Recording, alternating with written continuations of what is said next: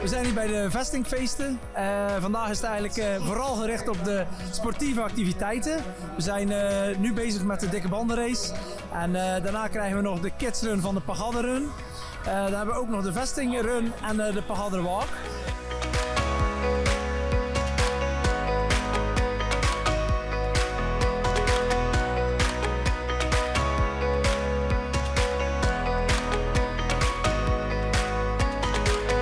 Naast dat zijn we ook nog met leuke activiteiten vanuit ATB Extreme.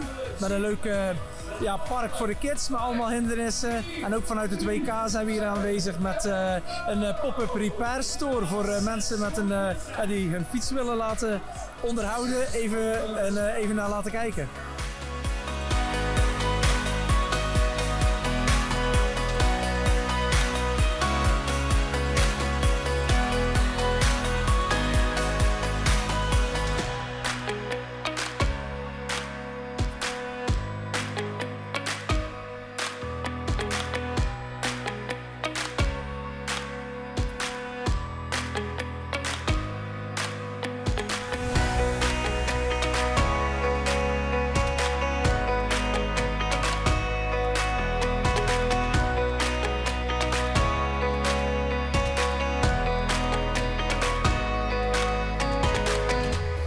Afgelopen weken, we hebben natuurlijk de zomer gehad, dat stond wel stil, maar we waren natuurlijk al bezig met de mooie fietstochten van Route 55.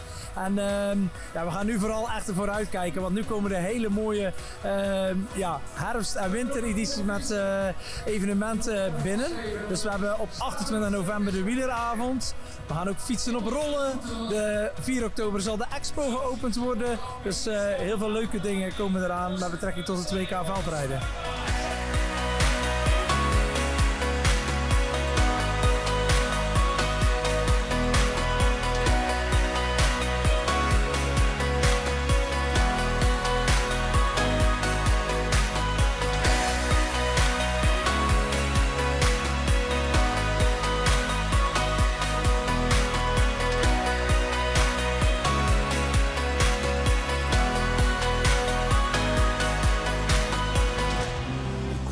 Komt thuis.